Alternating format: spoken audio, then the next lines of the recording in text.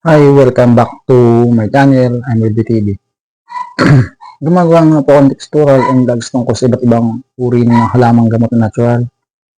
Tuturo din po kasi iba't ibang uri ng sakit. Ah,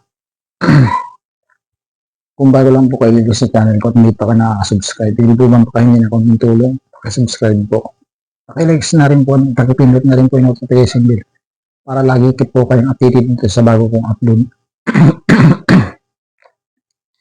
Kung nagugustuhan po ninyo itong pagtuturo ko ng textural and vlogs, pakishare na rin po sa friends and family kung mahilig po sila dito sa ginagawa ko. Bali yung texture ko ngayon kapag panahon ng summer, yung di ba sobrang init ng panahon, ito ang mga dapat ninyong gawin lalo na kung wala kayong electric pan sa bahay na yung matibay o electric pan na standard. Ang ibig ko sabihin, kung mga mamurahin po yung electric pan ninyo tapos sobrang init po dahil ng summer, huwag po kayong mag-i-stay sa sobrang init ng panahon. Huwag po kayong bibilad sa araw na tirik na tirik. Then, kung matutulog po kayo, kung pwede naman buksan yung ibang bintana, buksan. Kung hindi, delikado doon sa lugar ninyo, walang magnanakaw, gano'n. Bali yung texture ko po ngayon, itong mga dapat nyo gawin kapag panahon ng summer, lalo na kung wala kayong ginagawa, nasa loob lang kayo ng bahay. Tapos mainit yung loob ng bahay ninyo. Number 1, palagi ninyo punasan yung sahig ninyo, maglinis kayo. Alam nyo ba, nakakaalis din na sobrang init ng bahay, yung singaw ng bahay, pag palagi mo siyang pinupunasan yung floor ninyo. Tapos yung mga gamit ninyo palagi nyo lilinisan. Kasi, pag yung floor palagi yung pinupunasan, medyo lumalamig po yung kapaligiran ninyo. Tama po ba? Napapansin nyo, di ba? Pag nagpunas kayo ng sahig o floor, lumalamig yung paligid. Kung sobrang init. Yan. Lalo na kung nakatak yung punas ka ng sahig. Tapos sinabon mo ng may powder, may Sundox. Ito po magandang panglinis sa floor. Sundox na pink. Tapos yung powder, bahala na ko ng powder na sabon gagamitin mo. Punasan niyo 3 beses sabon yung floor niyo. Balalawan niya 3 beses. Lalamig po yan. Tips number 1. Tips number 2, kung sobrang init ng bahay niyo, palagi yung linisan ng electric pan niyo. Alam niyo bakit? Pag yung electric pan niyo sobrang dami alikabok, napakadumi. Pag summer, napapansin niyo ang dumi ng electric pan. Sa po yan nakukos ng sobrang init. Inaasahan mo na malamig, hindi. Lalo na kung yung electric pan mo ay yung mahina klase. Malagi po ninyo linisan niya kasi para lumamig. Tips number 3, nakakaalis ng init ng bahay.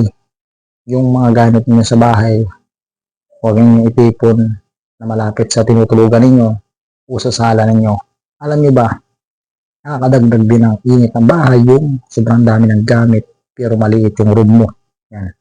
Kung maliit yung gamit mo, kaunti lang, yung init, mababawasan. Ang tips number 3.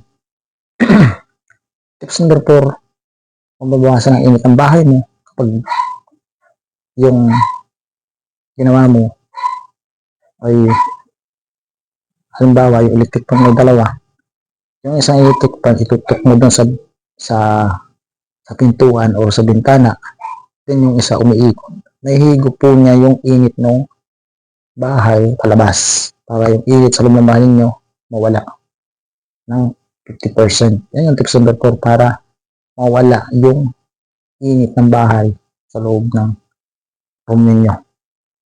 Tips number 5 para mawala ang init sa bahay ninyo, lalo na kung walang exhaust yung kitchen ninyo, di ba? Kung papansin niyo pag kayo ay nag-iihaw, lalo na kung mga kala na uling ang init sa loob ng bahay niyan, lalo na kung tanghali kan tapat na nagluluto, siyempre iikot lang ang init. Ganito ang gawin niyo, magluto kayo yung malamig pa lang yung panahon, parang yung tanghalian ninyo, lutuin niyo alas 11, alas 10, alas 11, huwag alas 12, sobrang init, makakadagdag ng init ng panahon. Or sa hapon, magluto ka ng mga alas 6, yan, medyo malamig na siya. Huwag kang magluluto ng alas 3 ng mga perito, mga inihaw na di uling. Lalong iinit po yan sa loob ng bahay ninyo pag summer. Tips number 6, para mawala ang init sa loob ng bahay ninyo. May aircon kayo. Kung may aircon kayo, di ba? Kapag may aircon ka sa summer, walang problema. The best kapag may aircon. Yan yung tips number 6. Kasama na po dyan yung nakadagdag. Alam niyo yung cooler, may ice cooler. Bibili ka ng mga cubes na yellow, lalagay mo sa cooler. Pero mas magastos sa yellow yun. Yan yun. Tips number 6. Tips number 7, para mawala yung init ng bahay ninyo ng 50%. Bili kayo ng mga standard na electric fan. Turuan ko kayo. Asahi. Yan. Subukan na po yung Asahi na electric fan. Kasi yung Asahi, pag malinis palagi, ang lamig po ng hangin niya kahit summer, makakatulog ka ng maayos kahit ang hangaling tapat. Lalo na kung dalawa. O kaya ay bilhin yung electric fan ay dowel. Yan. Maganda rin po yung dowel na electric fan. Maganda po. Kung mamatagalan, ay yung price niya, okay lang yung price niya kahit medyo increase price. Pero yung gamit mo, solid na solid, times 10 mo na magagamit. Hindi gaya ng mga mumurahin na electric fan. Yearly, bibili ka, di ba? O, pinta mo, 700. Tapos next year, bibili ka. Bili ka na lang ng Asahi o kaya dowel para yung price, napisa na lang. Malakas pa yung hangin mo, malamig pa. Yan yung tips number 7 para mawala yung init sa loob ng bahay mo. Ito yung tips number 8. Pagawa ka ng exhaust, wala pang summer. Alam mo ba kapag may exhaust sa bahay mo, nakakapag awas din yan ang init ng loob ng bahay pag may exhaust. Saka buksan mo yung mga pintuan mo kapag araw, pintuan, bintana, punsit yung lugar ninyo o wala magnanakaw dyan, buksan mo kung nasa loob na kayong mga executive village kung nagtitipid ka sa kwente. Tips number 9, isang nakakakos ng sobrang init ng bahay, yung ang dami mong ilaw.